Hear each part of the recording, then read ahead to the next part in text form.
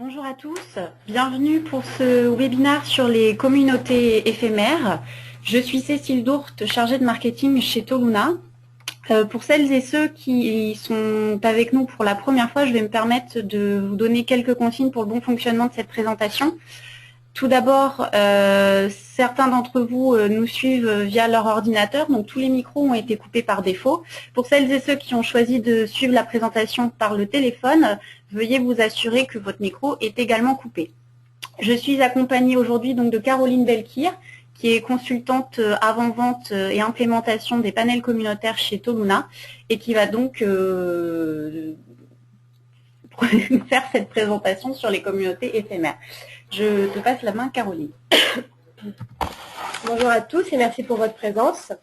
Alors dans un premier temps, on va regarder rapidement quel est l'agenda de ce webinaire. Donc on va présenter en quelques mots Toluna, nous intéresser plus particulièrement aux communautés en ligne, faire le focus justement sur les panels communautaires éphémères et quels sont les grands principes de ces panels communautaires éphémères.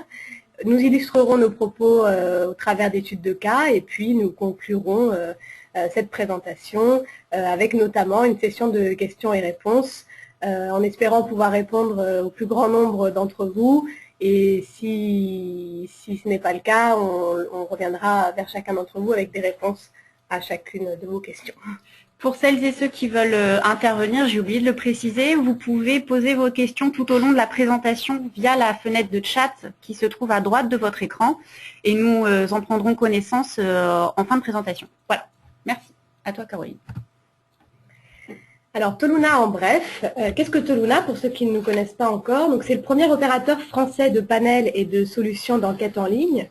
Donc, grâce à ce panel, nous mettons à disposition de nos clients, qui sont des instituts, des agences et des grands groupes, un vivier de consommateurs donc, qui représente 7,5 millions de panélistes dans 51 pays. Et ces panélistes peuvent donc être interrogés à souhait par nos clients. On offre la possibilité à nos clients d'utiliser soit nos solutions en full service, c'est-à-dire que nous chargeons de la mise en place du terrain et du suivi de ce terrain et du sampling, ou bien nos clients ont également la possibilité d'utiliser nos outils. On a toute une gamme d'outils en do-it-yourself qui leur permettent d'être beaucoup plus autonomes dans la gestion de leurs projets. Nous travaillons avec 2500 clients à travers le monde et nous sommes impliqués dans les travaux sur la qualité online des principales associations études et marketing. Je pense notamment au Syntec Études, ESOMAR, etc. Vous pouvez souvent entendre certaines personnes de chez Toluna qui interviennent dans ces associations. Alors, qu'est-ce que la communauté Toluna? La communauté Toluna, c'est un espace dans lequel les membres peuvent s'inscrire, déjà d'une part.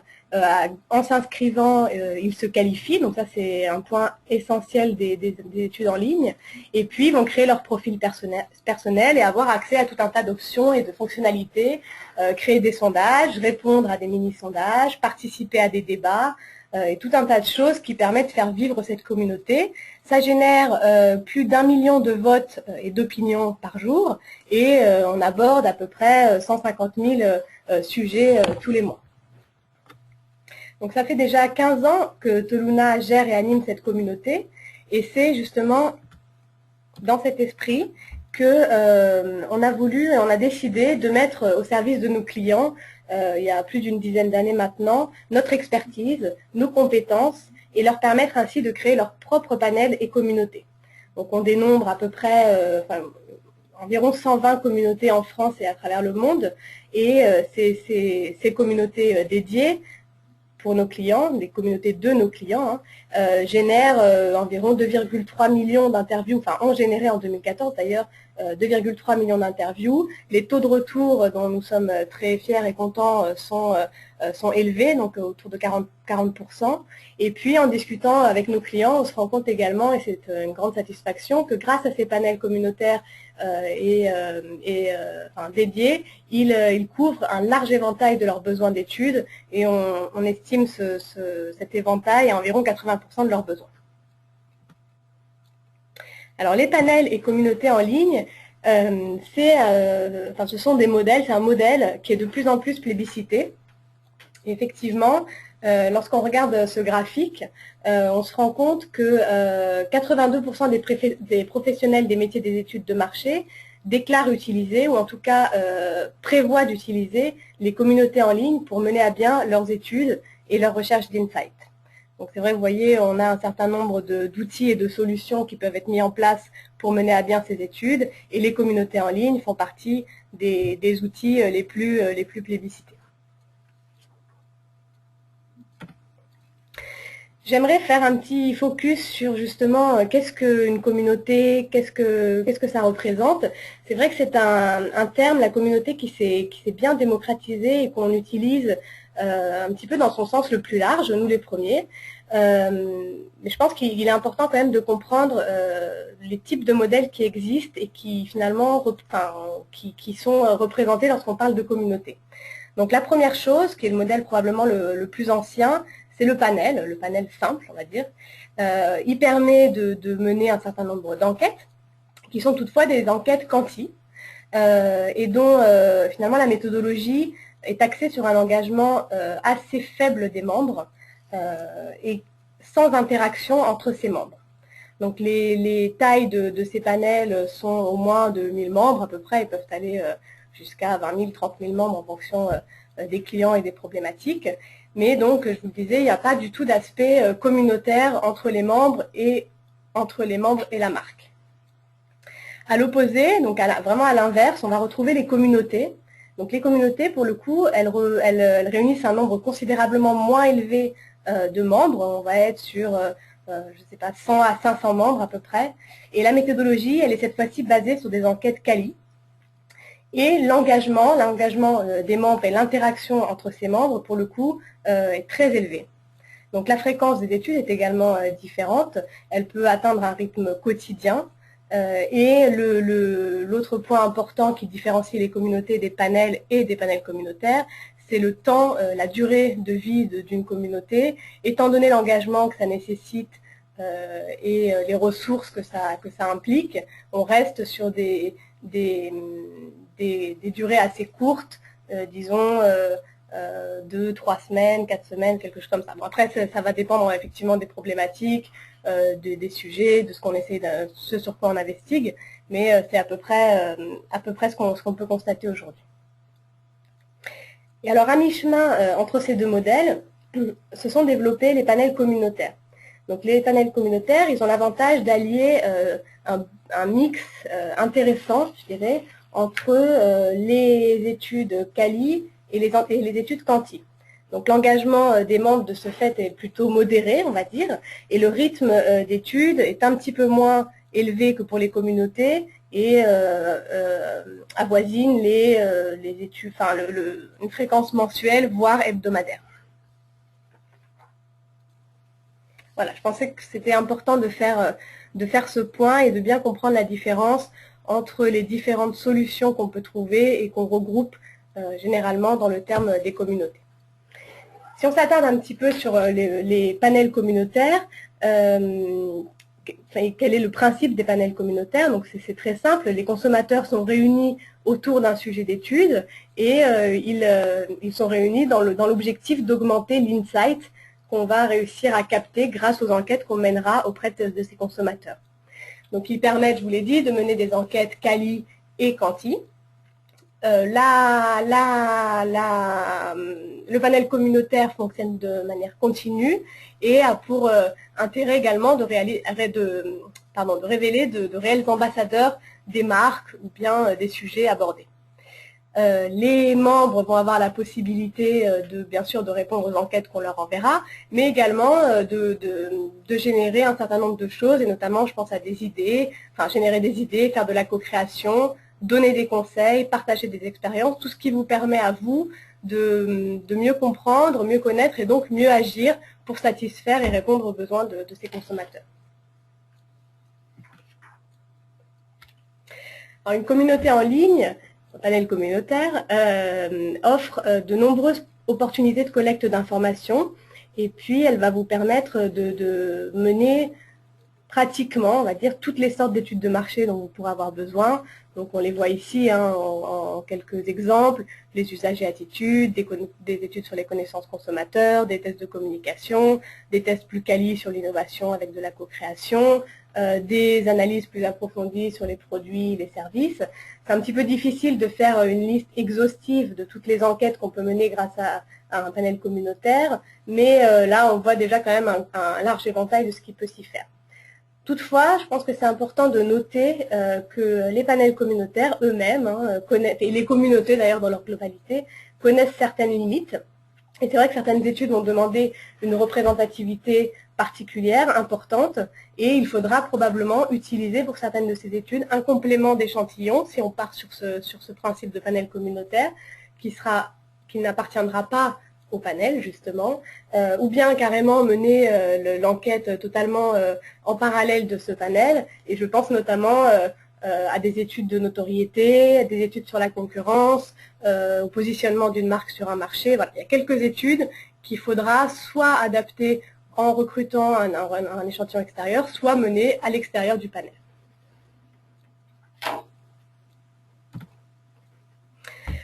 Alors, la valeur ajoutée de ces panels communautaires, elle est assez simple. La première, et je l'aborde à peu près tout au long de la présentation, c'est une chose importante, c'est la qualification de ses membres. La qualification, elle va vous permettre déjà en amont des enquêtes de cibler correctement les gens à qui vous vous adressez et donc de ne pas interroger des gens qui ne sont pas concernés. Ça paraît rien, mais c'est très important. Et puis ensuite, une fois que l'enquête et l'étude est menée, la qualification, elle vous permet d'affiner vos analyses, vos traitements, en comprenant finalement qui répond quoi et qui pense quoi. Ça, c'est quelque chose qui est très important. Donc la valeur ajoutée également se situe dans le fait que le consommateur est au cœur du processus de décision. C'est lui ce qu'il ressent et c'est ce qui, j'espère, anime le besoin aussi pour nos clients de mener ce genre de mettre en place ce genre de solution. Les clients vont bénéficier d'un retour d'expérience en continu. Ils peuvent lancer des enquêtes quand ils veulent, à tout moment, pour n'importe quelle question, pour que ce soit des choses très travaillées, des enquêtes assez complexes, ou bien des petites questions comme ça de manière ad hoc, pour lesquelles on n'aurait pas forcément ni le temps ni le budget de faire appel à un institut ou à un autre type de partenaire.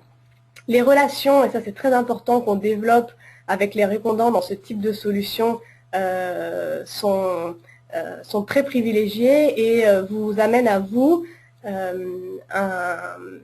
insight et des contenus d'une qualité optimale. Voilà, c'est la relation que vous allez entretenir avec eux qui va permettre de créer un climat de confiance et on s'exprime d'une manière très sincère. En tout cas, c'est ce qu'on ressent et c'est ce que nos clients ont l'habitude de nous expliquer lorsqu'ils nous racontent leur expérience avec leur communauté. Donc l'engagement des membres est élevé, ça je vous l'ai dit tout à l'heure, les taux de réponse sont élevés, donc ça c'est important, et vous avez de l'information en temps réel, de l'information et des résultats en temps réel.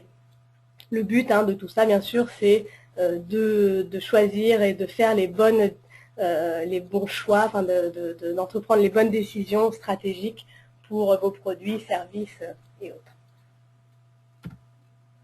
Alors aujourd'hui, le sujet concernait particulièrement les panels communautés éphémères. Donc c'est vrai que dans leur version classique, je dirais, les panels communautaires ont vocation à s'étendre dans le temps. Elles durent plusieurs années. C'est vrai qu'on ne monte pas un panel communautaire pour 3 semaines. Le but, c'est de créer un certain lien avec les membres et on voit, nous, des panels communautaires qui déjà ont pratiquement une dizaine d'années chez nous. Mais on s'est rendu compte, et ce grâce à nos clients, qu'il y avait un nouveau besoin, je ne sais pas si c'est un nouveau besoin, mais en tout cas un besoin existant de mettre en place des communautés plus courtes. Alors quand je dis plus courtes, j'entends toujours dans les panels communautaires 4 à 6 mois par exemple, donc ça va dépendre bien sûr des problématiques, cette différence de temps et de temps de vie du panel, elle va permettre de répondre à des problématiques un petit peu différentes de celles qu'on rencontre habituelles. Et donc, on voudrait aujourd'hui aborder les grands principes, justement, de ces panels communautés éphémères. Alors, pourquoi est-ce qu'on met en place un panel communauté éphémère? Les panels communautaires éphémères ont pour avantage, bon, c'est peut-être un petit peu, ça peut sembler logique, mais c'est important de le dire, ils ont l'avantage de répondre à un besoin ponctuel et surtout à un besoin de récolte d'insight qui est rapide, en tout cas à un moment donné. Je ne sais pas si rapide c'est le terme, mais en tout cas à un moment donné. C'est important de pouvoir exister pour ce panel, hein, que ce panel puisse exister à un moment très précis et rentrer finalement dans le spectre de ce que l'on cherche à mesurer. Donc effectivement, là, si on voit les trois petits exemples qu'on a mis pour illustrer cet objectif à court terme, si on pense à une saisonnalité ou à un événement, donc, la Coupe du Monde, les soldes, on se rend bien compte qu'il faut se situer à un moment donné. Et pas, on ne va pas pouvoir interroger sur 6 mois des gens qui assistent à une période de solde. Bon. L'autre problématique qui est importante également, c'est une problématique ponctuelle. Donc on pense notamment au lancement d'un produit, au changement d'un packaging, un traitement médical. Encore une fois, il va s'agir de capter une information à un moment donné et pas 3 ans après.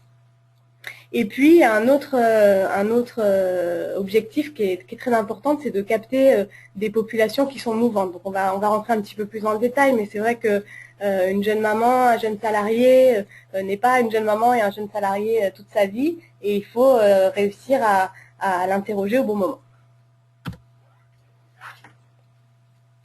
Alors ces panels communautaires éphémères, ils vont répondre à 3 grands principes qui sont peut-être assez classiques hein, finalement, mais donc je l'ai un petit peu évoqué déjà, il va s'agir d'être réactif, donc être là au bon moment. L'objectif d'être là, c'est de comprendre, d'écouter et de comprendre, et écouter et comprendre, ça va permettre une action qui est en adéquation avec finalement ce que nos consommateurs attendent de nous enfin, et de vous. Et le tout, bien entendu, dans une logique héroïste, puisque je pense qu'on est là pour ça.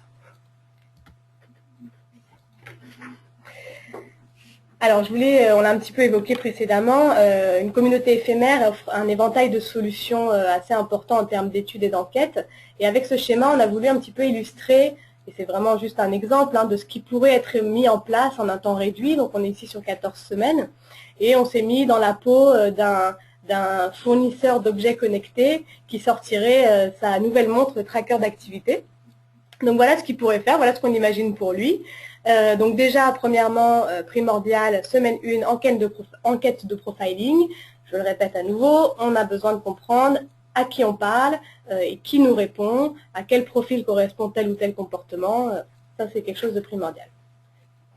Dans semaine 2, le client il va lancer un mini-sondage sur le site et puis il va pouvoir demander par exemple quelle est la fonction la plus utilisée par les acheteurs de la montre. En semaine 4, on lui laisse une semaine de répit, il lancera un forum de discussion et il va avec ce forum de discussion être capable de comprendre les motivations d'achat de ce modèle. Au bout de 6 semaines d'utilisation du panel, on va lancer une enquête de satisfaction. Donc ça va permettre à notre client de connaître les points sur lesquels sa marque est challengée. Dans la foulée, on lui propose de mettre en place un blog autour des résultats de cette enquête et il va pouvoir approfondir les résultats de l'enquête auprès des membres, par exemple, les plus insatisfaits. On arrive à la semaine 9, donc le client pourrait lancer une enquête, un UNA sur les membres et non-membres de sa communauté, donc ce que je disais tout à l'heure, la possibilité d'interroger également un panel extérieur et pouvoir ainsi comparer les différences de comportement des utilisateurs de sa montre et des non-utilisateurs, ou peut-être des utilisateurs des montres concurrentes, encore peut-être plus pertinent. Et puis en semaine 14, on lui propose de mettre en place un carnet de consommation. Et là, il va pouvoir comprendre cette fois-ci concrètement la manière dont les possesseurs de la montre utilisent ce produit dans leur quotidien, dans leur vie, en fonction de ce à quoi cette montre va servir. Donc voilà, ça c'est un exemple, hein, il n'y a pas de... On force personne à faire ça, hein, mais c'était pour vous expliquer qu'il y a tout un tas de choses à faire sur ce vivier de consommateurs et que c'est intéressant d'avoir déjà un plan d'études en tête pour finalement ne rater aucune information qu'on peut récupérer. Voilà, puis on a lu là un plan d'études avec un mix de méthodologies quali et quanti qui peut être intéressant et qui est l'essence du panel communautaire. Alors, pour vous permettre un petit peu de situer, éventuellement de vous projeter dans cette approche des panels communautaires éphémères, on a sélectionné 4 problématiques. Et c'est des problématiques pour lesquelles, bien sûr, on préconiserait la mise en place de ce type de solution. La première, le premier cas qu'on a voulu aborder avec vous, c'est comment toucher, la problématique étant de toucher une cible mouvante. Alors, on a pris l'exemple des jeunes mamans, des cibles mouvantes, il peut y en avoir plein d'autres, mais on va se positionner sur celui-là pour être le plus clair possible. Donc, bon, une jeune maman, ça va être finalement, en fonction de ce qu'on cherche à analyser, une maman par exemple qui a un enfant de 6 mois à 1 an, si on veut parler des premiers repas, ou bien une maman d'un enfant de 12 mois à 18 mois, si on veut parler des premiers pas. En tous les cas, quel que soit le sujet qu'on va aborder, la situation qui fait d'elle une jeune maman ne va pas durer dans le temps. Donc c'est un état qui est éphémère, qui est mouvant, c'est des mots qu'on répète souvent, mais parce que c'est là où réside toute la problématique et l'intérêt de mener ce genre de panel. Et donc l'enjeu là, ça va être de capter les comportements de cette maman sur cette période donnée. Donc les variations de comportement, elles sont très importantes dans ce genre d'expérience de vie. C'est compliqué souvent pour nos clients de réussir à les comprendre à ce moment-là. Et donc ce type de solution, clairement, va leur permettre d'interroger leurs consommatrices au moment même où elles sont en train de vivre leur consommation. Ça, c'est quelque chose qui est très important et qui justifie la mise en place de cette solution. Alors, qu'est-ce qu'on lui propose effectivement, un panel communautaire éphémère, donc la durée variera en fonction, je vous l'ai dit, du sujet exact. Et puis, on propose, bon ça c'est assez classique, de lancer des études quanti à un rythme bimensuel avec des études de satisfaction sur la marque, sur le produit ou sur le service qu'on apporte à la maman, des enquêtes, une enquête d'usage et attitude. Et en parallèle, nous, ce qui nous semble important pour réussir à bien comprendre, je dis toujours les mêmes mots, mais en même temps, c'est des choses qui sont importantes pour ensuite décider des actions et des stratégies qu'on veut emprunter.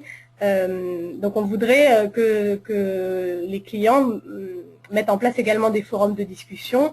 Ils vont ainsi permettre aux mamans de s'exprimer et de donner des informations à la marque, et puis permettre aux mamans de s'exprimer et de parler entre elles. Et c'est probablement là aussi qu'on va réussir à capter les enjeux, les frustrations et les attentes de ces mamans en les laissant s'exprimer. En parallèle, j'insiste sur le fait que le lien que l'on crée au fur et à mesure de ce panel et des enquêtes et des forums qu'on va mettre en place, ils vont rapidement libérer la parole, et plus on va écouter, et plus finalement la cible va parler. Et puis en parallèle, on pourra dès le début, dès la mise en place de cette communauté, partager des choses avec eux. Donc c'est-à-dire qu'effectivement, je l'ai peut-être pas bien dit encore, mais c'est important de donner des choses aux membres qui participent et qui vous donnent plein d'informations. Il faudra par exemple, partager sur le site des tutoriaux, je ne sais pas comment on mesure le pied de son enfant, quelle est la super purée au début, quel légume donne plein d'énergie, ou moins. Voilà, plein d'informations, voilà, vraiment être dans l'échange avec eux.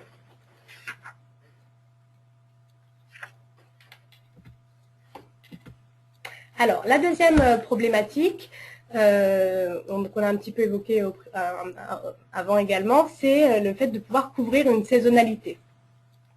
Donc la saisonnalité, on a pris l'exemple des vacances, c'est très saisonnier. Donc une fois de plus, tout va se jouer dans le fait que les comportements et le choix des consommateurs s'inscrivent dans une durée limitée. Donc cette durée limitée, il faut réussir finalement à la photographier et photographier les gens au moment où ils sont en train de faire soit leur choix de vacances, soit leur choix de destination, de mode de vacances, etc.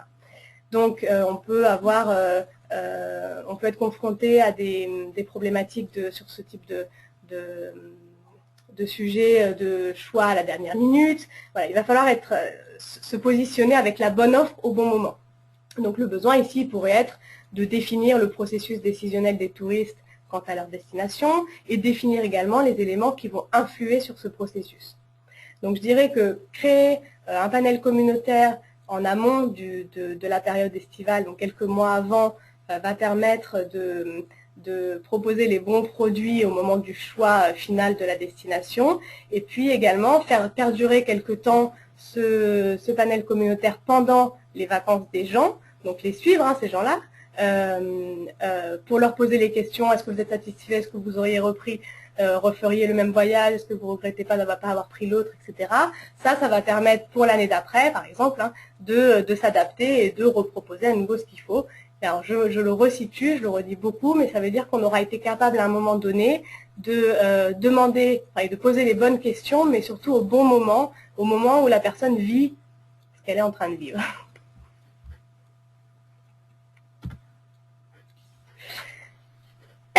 Alors le troisième cas qu'on a pensé correspond aux événements sportifs ou culturels, par exemple. Donc peut-être le mondial au Qatar, la candidature de Paris aux Jeux Olympiques, etc., etc. Il va falloir, comment dirais-je, pour l'organisateur, par exemple, le but, ça va être d'optimiser l'engagement des spectateurs et l'adhésion de ces mêmes spectateurs à l'événement. Et puis, on peut aussi se positionner plus côté sponsor, par exemple, qui, eux, vont avoir pour objectif d'optimiser un engagement à la marque. Une fois de plus, l'objectif, là, et l'enjeu, c'est de capter la température au moment de l'événement et puis être capable soit de mener des actions immédiates, je ne sais pas, un jeu concours, une animation, voilà, adapter sa communication à un moment donné dans la mesure du possible. Hein. Je sais bien que tout est souvent aussi nécessite pas mal de réflexion, soit également, une fois de plus, de prendre comment dirais-je, toute l'information qu'on va récolter au moment où les consommateurs, les spectateurs ressentent l'émotion, en plus c'est des événements où il y a beaucoup d'émotions généralement, et cette émotion la traduire en action pour promouvoir sa marque par la suite et éventuellement dans les prochains événements. En termes de propositions, donc nous on reste toujours sur cette idée de panel communautaire éphémère qui va couvrir, je vous le disais, c'était un petit peu pareil pour les vacances, la préparation qui va couvrir l'événement et qui couvrira également le bilan. Donc c'est une période qui n'est pas extrêmement longue, mais qui va englober tous les moments importants de l'événement. Donc les études seront, ça c'est très classique, hein, des études quanti alliées à des études quali pour récolter des insights qui sont différents et très intéressants. Alors, le quatrième cas, il est un petit peu différent, mais pas moins intéressant. C'est la complexité parfois de mobiliser certaines cibles, et on pense notamment aux cibles B2B. C'est vrai que les cibles B2B, enfin les personnes qui composent cette cible sont occupées et peu enclines à participer à ce genre de communauté, parce que tout simplement l'engagement dans le temps de ce type de communauté, de panel communautaire, n'est pas compatible avec leur activité.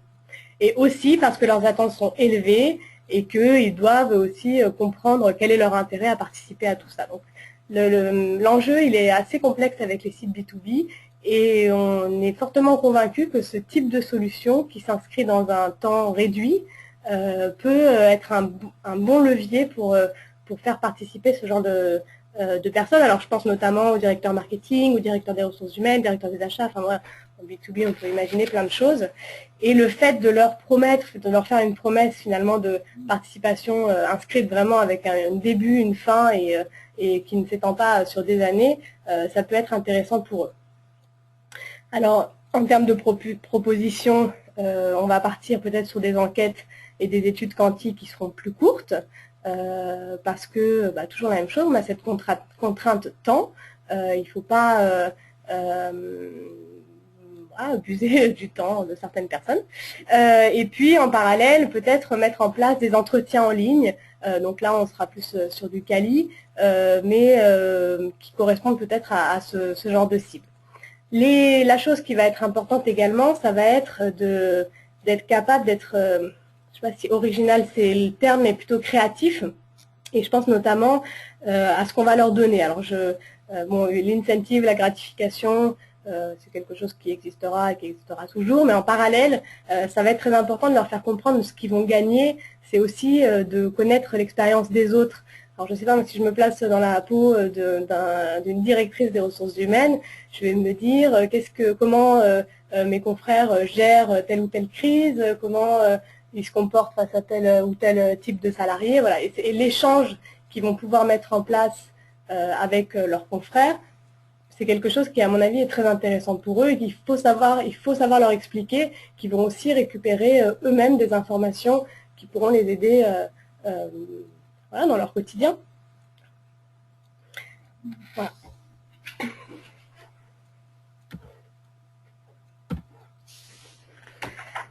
Alors, en conclusion, vous l'aurez compris, donc nous, pour tout ce type de problématiques, on va proposer des communautés éphémères et des panels communautaires éphémères à nos clients. C'est une solution clé en main qui permet d'approfondir les insights. Le panel communautaire d'une part, donc va vous permettre de lancer un certain nombre d'enquêtes et, chose très importante, je le redis, va vous permettre d'enrichir les profils des membres de ce panel dans le temps. Donc c'est vrai qu'il y a un vrai suivi de l'expérience. Disons que la différence avec quel est l'intérêt de monter ce type de communauté par rapport au fait de faire des études ad hoc ou un barreau ou ce que vous voulez, c'est qu'on va cumuler de l'information au niveau individuel, puisqu'on interroge toujours, je fais un petit raccourci, mais vous interrogez les mêmes personnes, donc c'est les mêmes personnes que vous apprenez à connaître les mêmes personnes, donc vous enrichissez la connaissance et les profils de ces personnes-là, et pas de personnes à chaque fois différentes sur des études ad hoc.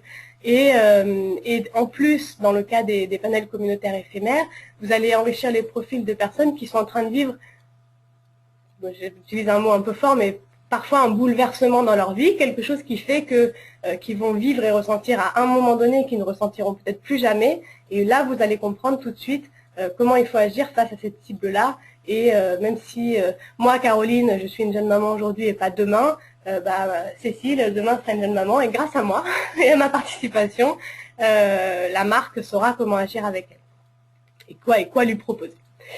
Et pour terminer, nous, on a, je vous l'ai dit, une expérience importante dans la mise en place de ces communautés et des compétences, de fortes compétences, et on a envie de laisser à nos clients la possibilité de se concentrer sur l'essentiel, c'est-à-dire sur les études, sur ce qu'ils vont récolter comme insight et sur leur métier finalement, et on leur propose de les accompagner sur tout ce qui est plus gestion de la communauté, peut-être gestion administrative.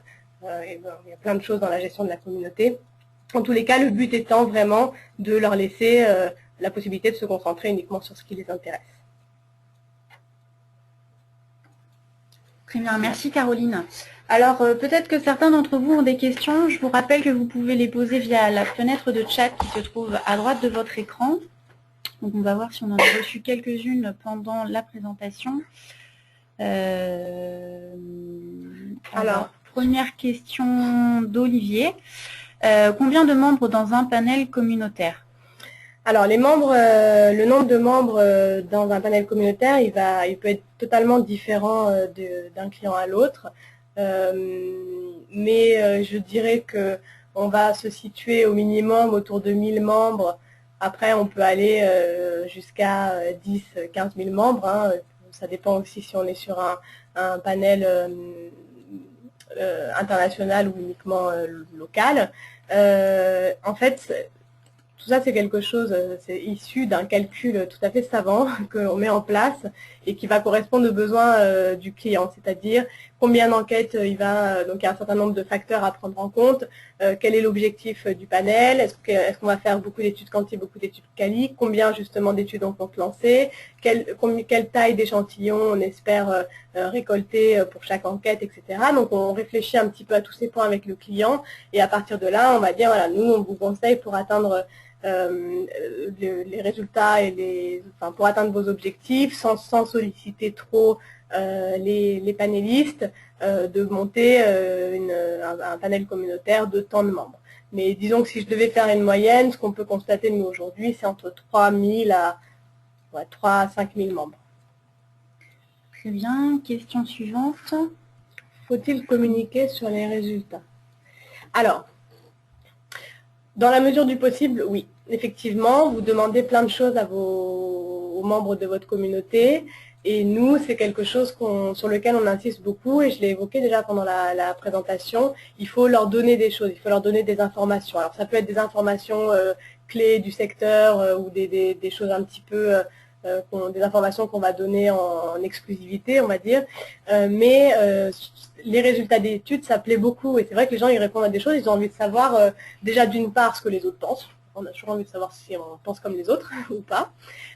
Et puis éventuellement, et là c'est top, qu'est-ce que vous comptez faire ou qu'est-ce que vous avez fait pour finalement montrer que vous avez écouté ce qu'on vous a dit sur tel ou tel sujet. Donc quand c'est possible, parce que je sais que ce n'est pas toujours le cas, quand c'est possible, nous on conseille oui, de communiquer sur les résultats d'études.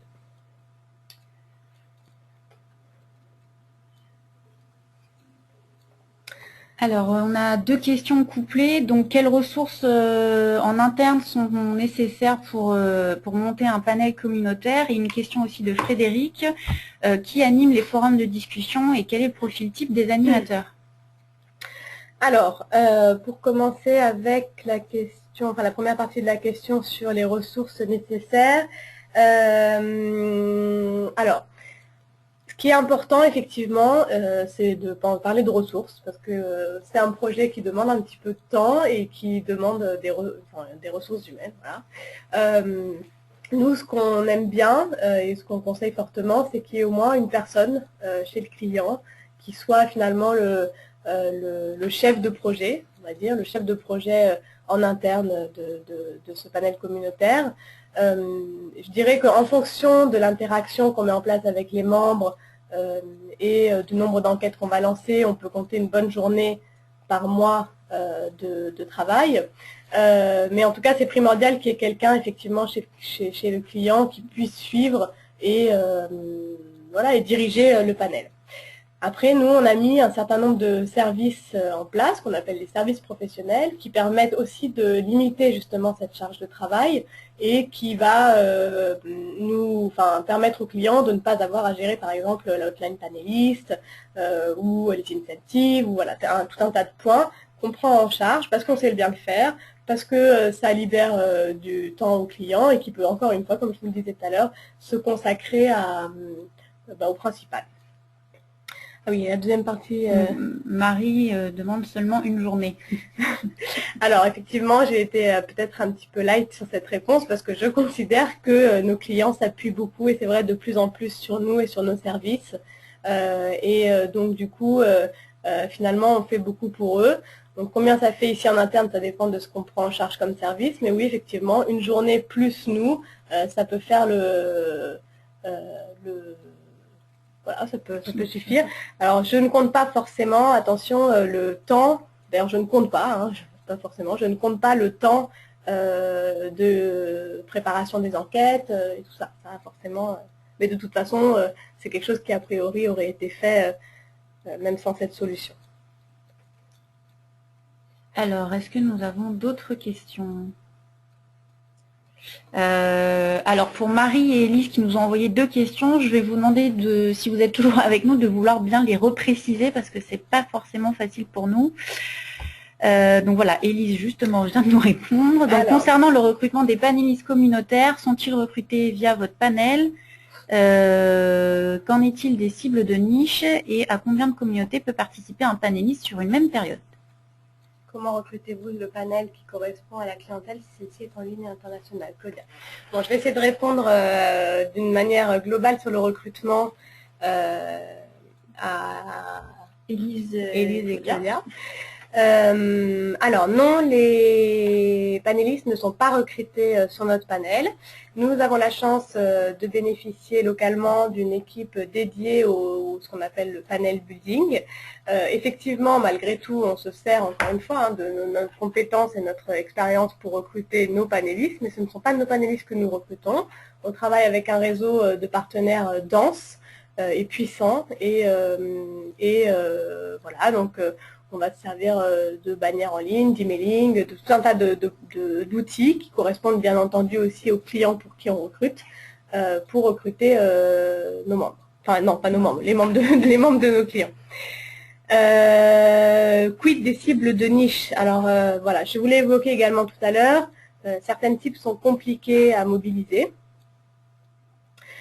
C'est un petit peu difficile là, de répondre à cette question parce que je ne sais pas de quelle cible exactement on parle, mais effectivement, lorsqu'on parle avec un client et qu'on réfléchit à la mise en place de ce type de solution, on parle rapidement avec notre service de panel building et on réfléchit aux faisabilités, au temps que ça prendra, et voilà, aux incentives qui sont nécessaires, comment adapter le recrutement pour aller chercher ces cibles-là, et parfois il nous arrive de dire qu'on n'en est pas capable, auquel cas on est content quand nos clients bénéficient aussi de fichiers qu'on peut utiliser pour procéder au recrutement. Mais c'est vrai que sur certaines cibles, on s'engage pas et voilà, on est tout à fait sincère à ce niveau-là. Très bien, alors voyons voir s'il y a d'autres questions.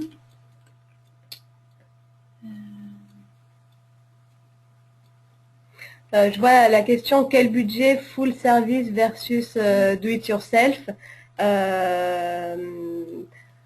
Encore une fois, c'est compliqué là de donner un budget parce que tout dépend de l'objectif, du nombre de panélistes, du nombre d'enquêtes. Enfin, il y a tout un tas du type de site qu'on met en place, etc. Donc il y a tout un tas de données qu'on matérialise et qui nous permettent de définir un prix, mais effectivement, si nous on prend en charge une grosse partie des services, forcément ça a un impact sur le coût et sur le budget. Disons que si on est sur du do-it-yourself totalement, on peut partir sur une échelle, c'est un petit peu compliqué à dire en fait. J'aurais du mal à donner les prix des budgets qu'on va annoncer à nos clients, ils peuvent aller de 20 000 € à 80 000 €. Donc c'est vraiment très diversifié. C'est compliqué là pour moi de répondre comme ça. Mais effectivement, le prix en do-it-yourself est moins élevé que quand nous chargeons d'une partie des services. Ok, très bien. Il semblerait qu'il n'y ait plus d'autres questions. Oui, effectivement, donc il n'y a plus de questions. Si jamais vous avez d'autres questions suite à cette présentation qui vous viennent dans la journée, nous allons vous envoyer un email avec l'enregistrement de la présentation. N'hésitez pas à nous écrire en retour pour vous poser toutes les questions que vous avez et nous reviendrons vers vous individuellement dans les jours qui viennent. Voilà. Donc je vous remercie tous pour votre participation. Merci à Caroline d'avoir animé cette présentation. Si vous souhaitez nous retrouver, vous avez à l'écran les prochains rendez-vous de Toluna. Donc nous participerons à la conférence LSA sur les objets connectés le 26 mars prochain et nous serons bien évidemment présents au printemps des études les 16 et 17 avril où vous pourrez retrouver plusieurs de nos interventions avec notamment des témoignages de nos clients. Donc Densu Waigish qui partagera son expérience sur les panels communautaires justement, et puis également le groupe SEB en tant qu'utilisateur de Toluna Quick Survey. Voilà, merci à tous et très bonne journée. Au revoir. Au revoir.